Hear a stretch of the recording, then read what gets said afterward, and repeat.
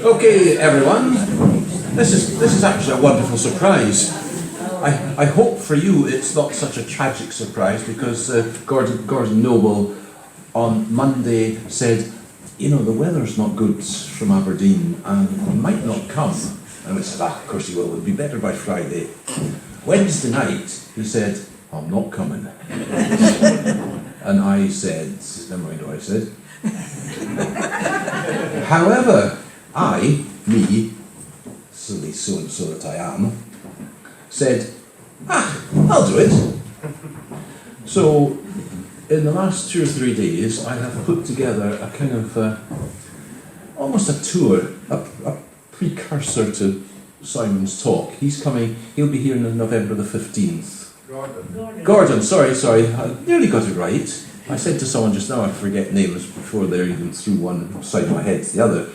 So tonight we have the Picts in Strathspey, and this is, as it says there, a society perspective. Because, well, the Picts are one of Scotland's greatest mysteries, an apparently vanished race, chronicled by others, but not by themselves. Inevitably, they have for long been of interest to members of the Grantown Society. Going back to February 1994, we welcomed Ian Shepherd, Grampian Regional Archivist, and unfortunately he only reached the age of 57. And I seem to remember, I don't know if anyone ever knew him, but I seem to remember the great big long bushy beard, but he trimmed it a bit for then. Anyway, he came and talked to us then. A few years later, we welcomed our own John Halliday on the topic of Pictish stones and Christian sites, and 2000 we had Dr. Anna Ritchie. So we've really had a very impressive trail of speakers on this. Everyday life of the Picts was our topic, and that year we had a tour of Pictish sites led by George Dixon. George, of course, can't be with us at the moment, which is probably in some ways just as well, because he'd keep me right before I'd even got past the first 3 lines. This was followed in 2011 by a talk from John Borland on Pictish and early medieval sculpture. And likewise, we've delved further back in time with Standing Stones and Cairns by Richard Stewart, who had some, I don't know if anyone goes back as far as I do in all these things, but he had some wonderful models of roundhouses and so on. Then we had Bob Gourley, the regional, I can't remember what he was, but another famous archaeologist. And most recently we had a fascinating report from the archaeological dig out at Gaich on the site of the distillery. Anyone who hasn't seen that, it's on our clunky website, and you'll find something there on the Cairn distillery. Welcome, find a space. Aye, there are. It's all right, Bill. It's only our drinks. Oh, delegation. Oh, look at that, yeah. Get you one at the break. I've lost my place now. Come on. Anyway, then in 2016, we had an event in the square. We involved the primary school in a Pictish arts and craft thing, which was rather good. And of course, we had the Carnicks, the Pictish war horn. 2 years running we managed to get that to Grantown, which was a tremendous achievement, because ghastly thing. We actually had a concert with fiddle and Carnicks, which had been written for those 2 things. Anyway, it was here, and so we've got quite a lot of background for the story. And so we'll start with very seasonal sort of picture.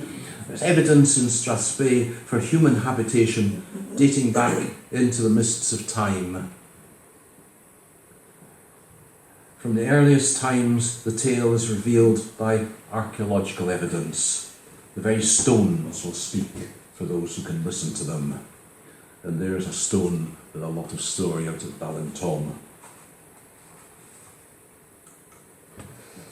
And so we have hill forts, Iron Age hill forts, taking us back, and I'm sure there's people who can keep us right on things like this. And if anyone says, that's not whatever, or it's whatever, do shout out and keep me right. I'm quite happy to be told that you got it wrong, Sadler, again. Anyway, from the Neolithic or the Stone Age through the Mesolithic or Stone Age through the Neolithic and what we refer to as the Bronze Age and the Iron Age, there's evidence to find out the stories which can be uncovered. And out in that direction, there's Bronze Age cairn, one of the best apparently around. If you want to see it, it's halfway up Benmore. It's a bit of a scramble, especially with the snow, but it's well worth a wee trek up there. From the first nomadic groups and the gradual arrival of settlers from Europe, the first inhabitants of Strathspey have left their legacy, not this time in painting and in literature, but in stone and in bone. Later generations, of course, developed sophisticated and skilled arts and crafts. And so, late Iron Age, dated to 1st to 3rd century AD, this is from the distillery site when they were doing their preliminary excavations. And it shows evidence of settlement just outside Grantown with, might be a bit of a surprise, with quern making and iron smelting. And there's quite a lot of evidence of that on the site. And this is what they reckon that their buildings looked like, worked out from the post holes. And I'm impressed the way these archaeologists could look at a wee hole in the ground and wonderful detective stuff and come up with these, which are probably very accurate. Anyway, we move on to, well, round about that time, because here we've got the Roman legions who decided that this wild and heathen land should be brought within the empire. They weren't very successful, but by the time their invasion of Britain, they'd begin to call the land of the Picts, or the Proto-Picts first of all. I'm not quite sure what a Proto-Pict is, but it's presumably somebody who came before a Pict, who probably was a Pict, but they didn't call them Picts until the Romans came. You got that? There'll be a quiz afterwards, so don't worry about it. And anyway, they banded together to defend their country, and so we have the great Battle of Mons Graupius, led by Calgacus, and unfortunately not terribly successfully, but we've got a wonderful account of that, which was somewhat made up later by one of the Roman historians, because nobody knows how Calgacus addressed his gathering, but it was a very powerful speech about we're the last of the free and so on. Anyway, let's have a wee look at this wonderful carnix. This goes back to the first millennium at various times. Pictish war horn of the carnix. This one was found near Deskford, or at least the bits were found near Deskford and recreated to make this wonderful, I hesitate to call it a musical instrument, but it was a music of sorts, and it was very impressive. And we had a lot of fun with it, really. We actually started one of the school sports races with it. So I don't know whether they ran because they were frightened or because... Anyway, and so we have Pictland. And this is where the term Picts came in, although obviously we've got these generations of folk. And Picts were the people who lived in Pictland. That's pretty obvious, isn't it? And that stretches at least from north of the Forth right up to the Shetland Islands. And the term is used from 297 AD to 900 AD, really very precisely. And during this time, there was a kingdom, or perhaps several kingdoms of the Picts. In the north, this was known as Fortrio. Not quite sure how to pronounce it, but take your pick. So there are some of the main sites, and I've stolen from Gordon Noble's book quite generously, which is a Aberdeen University publication, and it's a collection of articles telling what's been found so far and so on, and we'll get the story of that in November, and possibly before that, because we're also looking at some trips perhaps during the summer. Come to that. Anyway, let's come a little closer to home, and we have this Class 1 stone in Inverell graveyard. It's probably 6th or 7th century, and it's really quite difficult to see what's on it, but the fusion of these early inhabitants with the later settlers and the creation of a recognisable Pictish state is evidenced by a number of carved symbol stones. And this is a Class 1 stone, which are the oldest, and they're incised. Later we have Class 2 stones, which are often carved in relief and very often incorporate Christian crosses. And there is what you can't see on the stone. But fortunately, this guy, Rodney Allen, at the beginning of the 1900s, I think, toured around and made sketches of a lot of the stones, and that is what the Inverallen stone actually is there. And if you go back, you can kind of see elements of it, the crescent up at the top and the rectangle down at the bottom there. It's technically, it's what's it? A Z-shaped rod and a crescent and a V-shaped rod and a notched rectangle. And so we had some correspondence with the archaeologists at the time, and they made that copies, and you can see there, well, I'll tell you the story about that. The archaeologist, writing to Colonel Grant Smith in 1933, noted that the symbol stone, which is at present lying loose at the entrance gate to the Inverallen Cemetery, has at some times suffered considerably, although it doesn't appear to be any recent disintegration of the stone.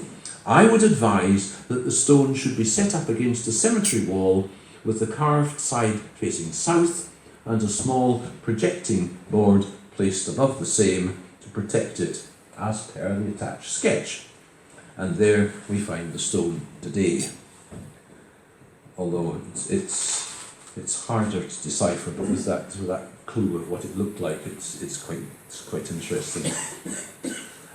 And of course, there's a whole range of symbols which can be found throughout the north, and nobody quite knows what they all signify and what all these creatures, how it all fits together. But there's a beautiful artwork, and sometimes we think of the Picts as being primitive stone head-bashing people, but no, we've got a very sophisticated artwork. One of the best designs, and you can see there number 9, and here we've got the stag stone, which was found up by Castle Grant by Frucky's Hillock at Knocknaffruich, and there we have a sketch of it, of the full stone, and there that wonderful stag, which of course is in the museum in Edinburgh. I don't know whether it's on display, possibly not, but and so moving a little further out, we come to Ballinton with stone that was found there, and again, it's very difficult to photograph these, but the the photographer here has done really rather well and caught it with the light. And so you've got the crescent again up at the top, and a very similar set of, in fact it's very similar to, if you look carefully at that, picture it in your mind, and then go back to that, again you can see similarities, except Inverallen has got, is it an I for Inverallen up at the top there? Well,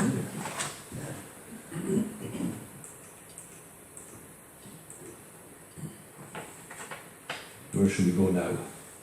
That's it.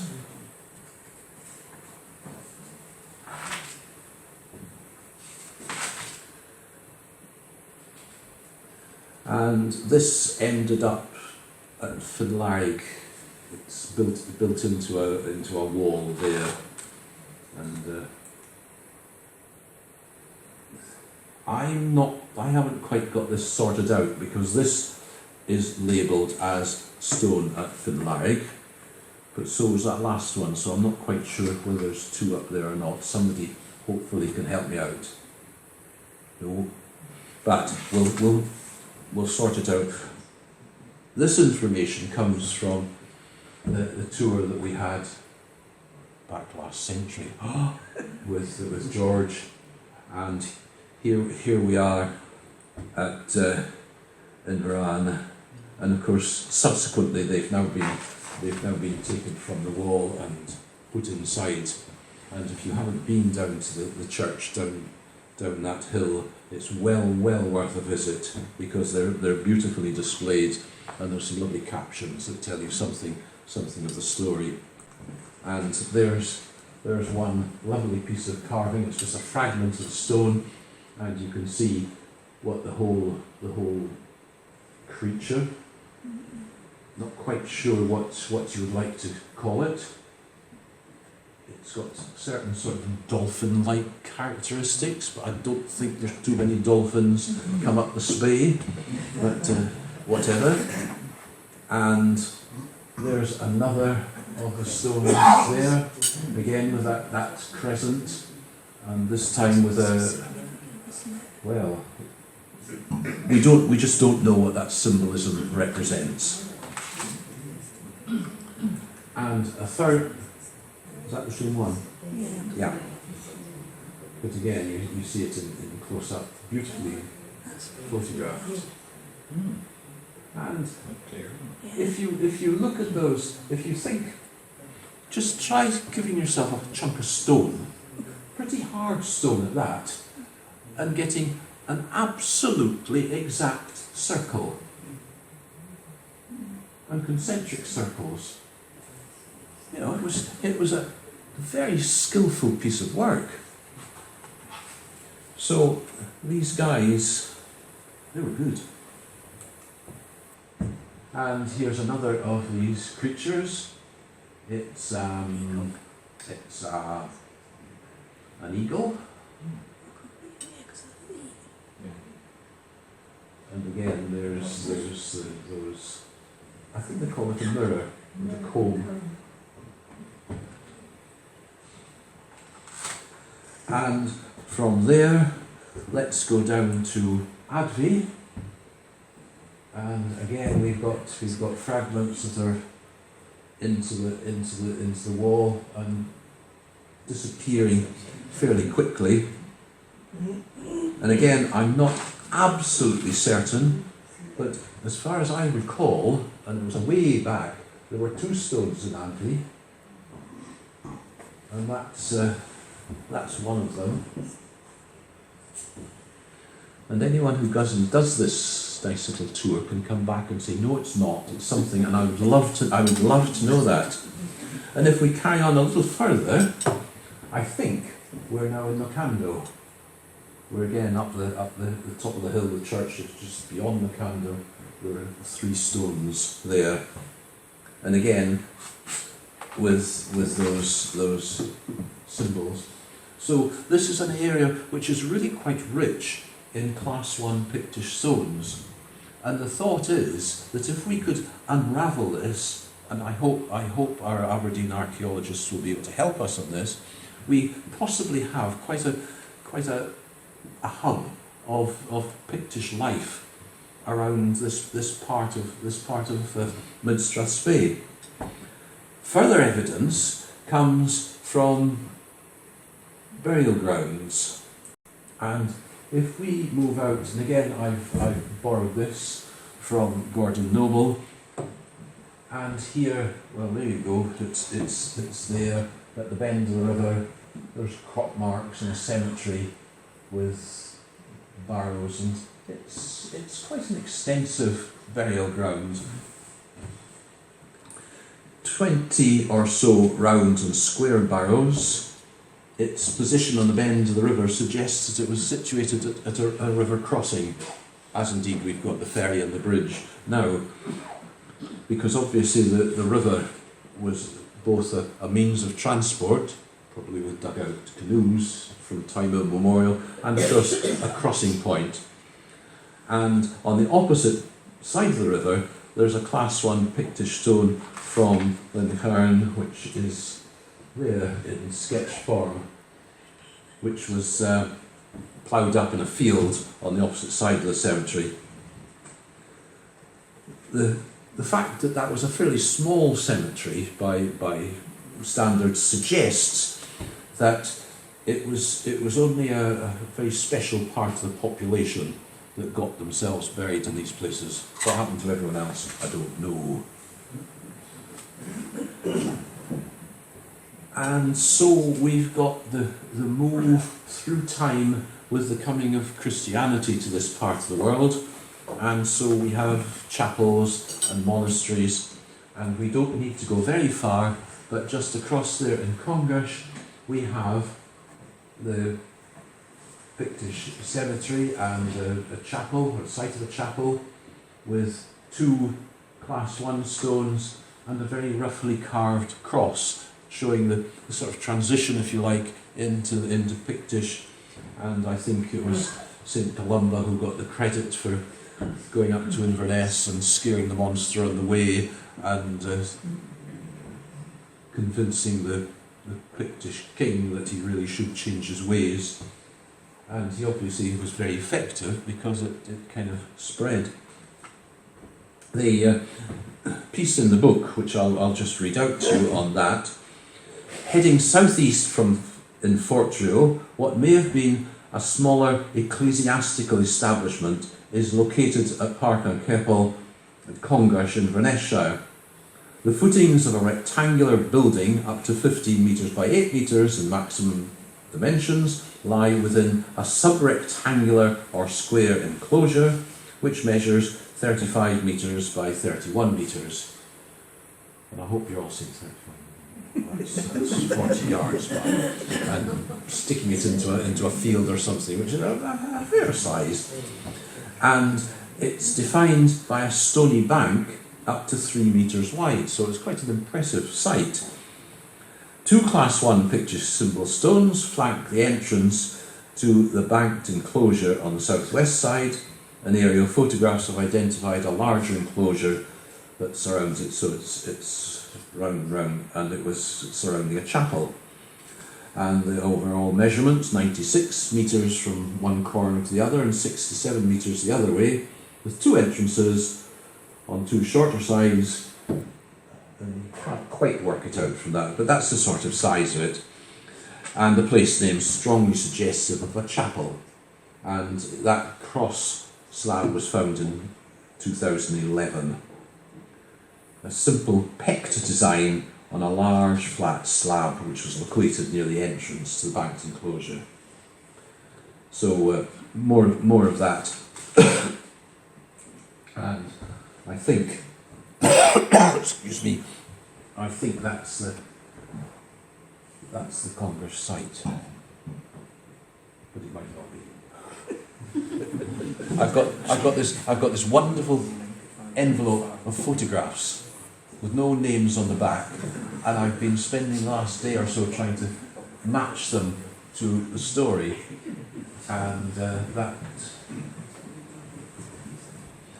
Trouble with some of these stones is they're in the middle of fields, and you kind of got to go and get permission before you trample through them, or in people's gardens, now in the wall and so on. However, the Christian element came to Grantown, and there in the middle of the graveyard we've got what's sometimes known as the Figget Stone, and if you look hard you can see a very rough cross. Can I? Oh yes, I can. I think there we have a cross, and that's more or less right in the centre of the churchyard, and it's worth a walk down there just to explore it and to have a look.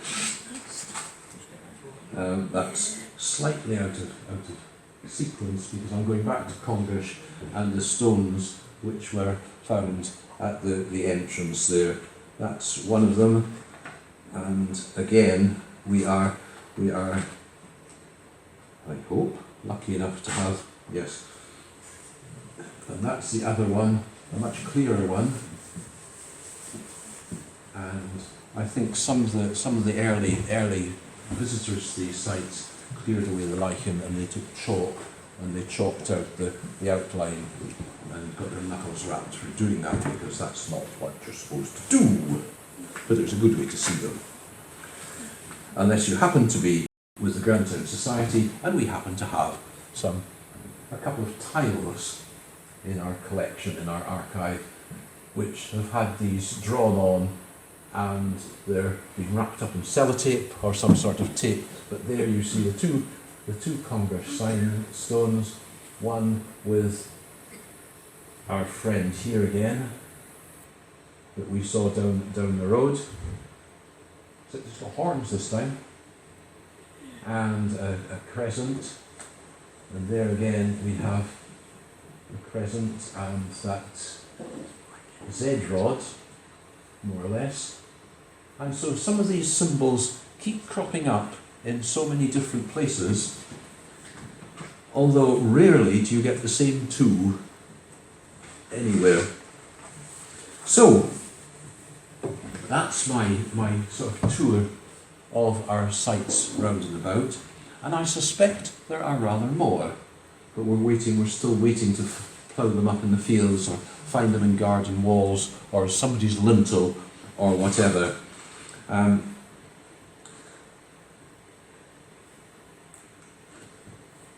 There is the man that some of you came to listen to. My apologies that it's me, but Professor of Archaeology. That came from the P&J a couple of weeks ago. You might have seen there was a full double-page spread. So the Pictish kingdom and their artefacts and so on are kind of very much in the public eye at the moment. And it says date to be confirmed. We have confirmed it. He's coming on November the 15th. So that's to look forward to. Bill, can I ask a question about the Figget? Aye. Because obviously we used to have the Figget Fair here in Grantown every year. What does it mean? We had one of these early saints, and saints I think in inverted commas because they were holy men who travelled around, and St Figget came, and down by Figget Fair was originally down at the site almost by the old churchyard. There's Figget's Well down there, which is well overgrown, and if there's a lovely group of people who would like to dig it out and clear the channel underneath the road. It used to have a nice little wooden fence round it and a label saying this is Figget's Well, and it's just waiting for a group of volunteers to come and take that on as a wee project. Oh good, you volunteered. Excellent. Well done. It's a bit boggy and wet at the moment because I think the main problem is that the channel underneath the road is kind of blocked, and so the water's just backed up. But somewhere in there's a bit of a well of some sort, and that's known as Figget's Well. Figget's Fair, which was close to there, then moved out to Ballintom, that wonderful site out at Ballintom with the standing stones and so on. And the story for that was that there were a couple of farmers there, and they were talking about where where the fair should be, because it was getting a bit cramped in there. There was an inn there as well, and they said, no, let's shift it. Where? Well, I'll tell you what, we'll shift it to as far as that muckle great son of yours can carry that stone. So I don't know what the stone was, but a pretty hefty stone. And he staggered all the way out to Ballintom. So that's where the fair was. It then, come 1766, June the whenever, came into Grantown because Sir James brought all the fairs from round about into the town. But it comes from this early Celtic missionary, about whom we know very, very little. But we've got various people's thoughts about what he might have been called or where he might have come from. Probably Irish. And I mean, again, we've got several. We've got St Moluag, pronounce it as you will, down towards Cromdale, and of course St Columba. There's Columba's Well up Glenbeg. So we're a very saintly community. And if you haven't noticed, I'm telling you. Unlike, of course, Rothenbarkus or wherever. We'll not do that. So the story kind of goes on. And I said, the stories and the stones and the bones and the burials, but of course the story goes on, and we have this story of this incredible artwork and some of the jewellery, which if you're digging around, you might even find a piece. How about that? Fancy discovering that. So this is a piece from the Discovery Centre at Target, where they have unearthed a whole monastery, and it tells the development of the Picts from Pict land into monastic work and so on, with who encouraged and developed all of that. And that, of course, is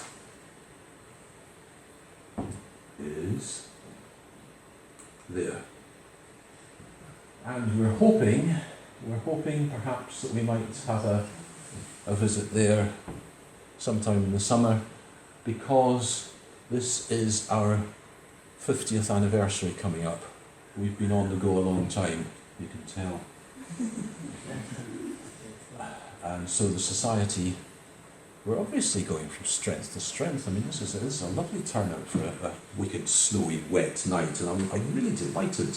Absolutely delighted, even if we got it here on false pretences. But that's kind of our story. And of course, the story does continue, because yes, we can't trace the origins of the Picts. We can't say yes, they came in BC 300 from somewhere in Middle Europe, because as far as I can understand, there was this blending, this fusion of the Stone Age and the Iron Age and the Celtic people who came in, and it just kind of came together, and then it gradually, as a kingdom, certainly disappeared in 890, whatever it was, when the Scots and the Picts kind of came as one union. But then the Pictish line continues, and I don't know whether people here have done their DNA, but I have no doubt that there's one or two good-going Pictish descendants. So you never quite know how many. And of course, we keep some of these ancient festivals. The whole thing hasn't died out. The fire festivals and so on go way back pre-Christian times, and the celebrations at the beginning and end of years and so on, perhaps not our new year, but the beginning and end of the farming year and so on, at Beltane and so on. These ceremonies we keep. The burning of a Yule log and things that are, some are Christian and some very much pre-Christian, indeed possibly Pictish. So that is the background as we know it to the Picts in Strathspey. And I trust that A, you found it a little bit interesting, B, that you're not too disappointed that you didn't get the expert story, but you've still got that to come, and C, I hope that from that you'll maybe get out and visit some of these sites and try and decipher some of these stones, and maybe you can crack the code. And we're just dying for someone to say, now that is such and such a king, and that was such, and that linked with that, and that means something else. And just kind of to finish off,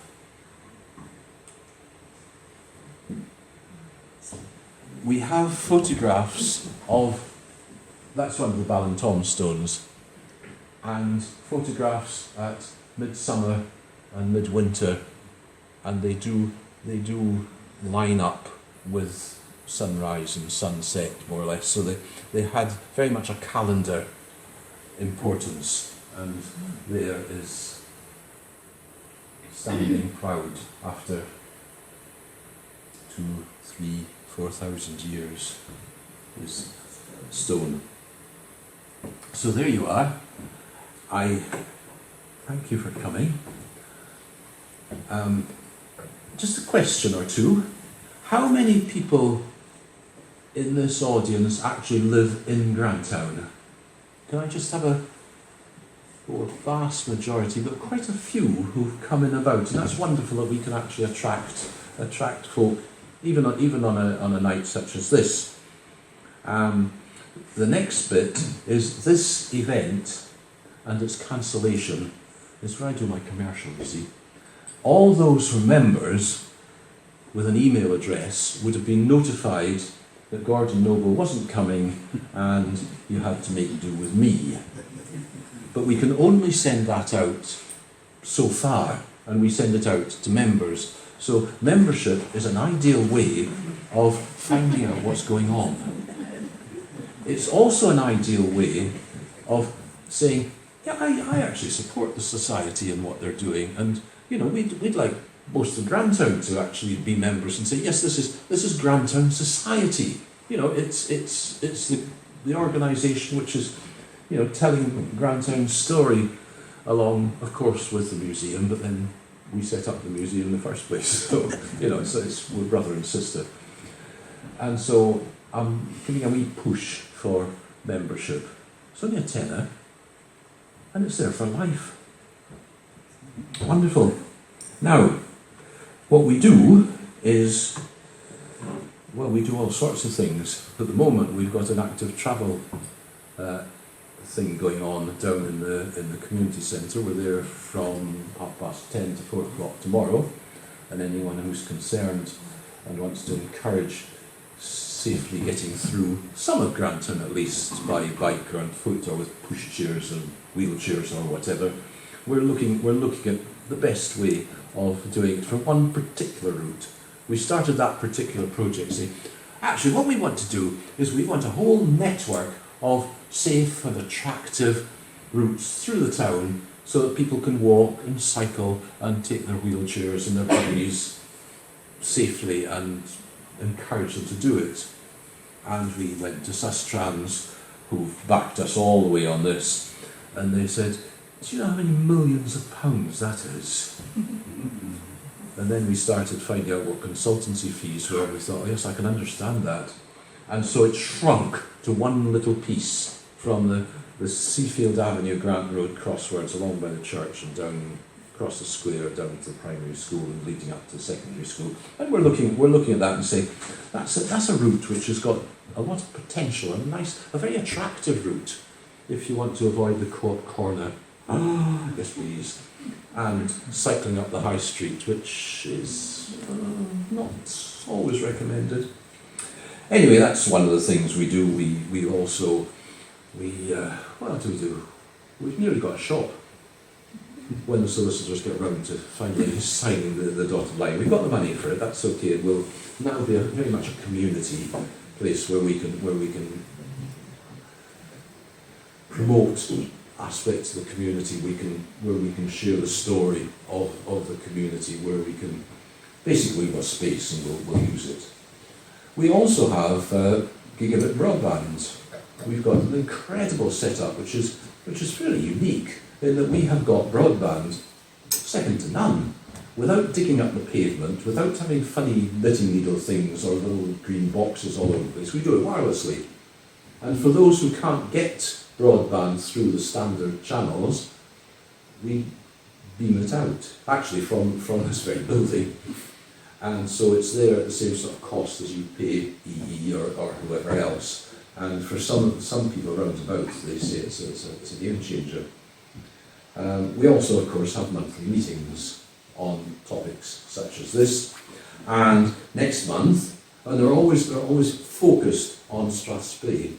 We had one, I remember, a long time ago, Baptist Church Hall, and we had a talk largely on the flowers of Galloway. And I thought, now that was lovely. But I'm not sure that's the role of the Grantown Society. So we've said, basically, it's focused on Strathspey, mid-Strathspey particularly. And it may be that it's from somebody who worked here or whatever, but it's always got that kind of focus. And next month, we've got somebody by the name of Grant. Well, that gives us a good starting point. From Grantown, who has taken a family tree back, not so much in Grantown, but back across to the other side of the hill, across towards Loch Ness, round about there, and picked up all sorts of wondrous stories. Some of them about the Grant involvement at Culloden, and we'll have next month. We'll have some of those myths unravelled a little bit, which will be most interesting, and because there's some wonderful characters in that story. And one of the characters, of course, is sitting right there, Chris Grant of Grantown fame, went to a very good school, so he's well educated. And yes. Other than that, I thank you all very much for coming, because it's been a bit of a rush putting this together, and I hope you found it worthwhile enough to say, well, I didn't waste my evening. And that leaves time for you to go home and put the kettle on or get the bottle out, or whatever. And hopefully we'll see some of you down at our engagement tomorrow and give us your ideas on how we make it easiest to get across Grantown. And there will also be information there on the Dunman to Grantown route, which is now making progress. It's going through planning, nobody's objected to it so far, and the plans are all there. And eventually it'll happen, and there will be an off-road route from Dunman to Grantown for walking, cycling, whatever. And that's brilliant, because we're looking gradually to get this whole network leading round and about. And we've also got the Woods Trust will be there, the Murray Way folk, the Dava Way folk, and so we've got these long distance trails and a myriad of walks through the woods. COVID in some ways was wonderful, because it got people out into the woods and explored woods. That people, some folk in Grantown said, because I met folk who I know have lived here all their lives, and they're just a few yards into the woods, and they say, how do we get out of here? Where do we go now? And I thought, you love these woods, you live here. And it's a treasure trove on our very doorstep.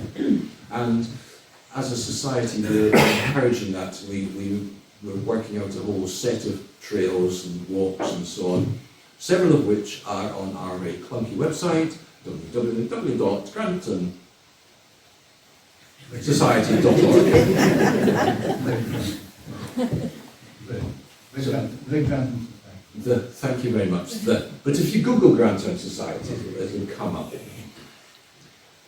And lastly, I want to thank the Grant Arms who host our meetings, and we're incredibly grateful for their generosity. And I want to thank Dave there, who records them, and for those who can't make the meeting, or for those who want to run through it again, eventually it gets onto our website. So there we are. Thank you all very much indeed.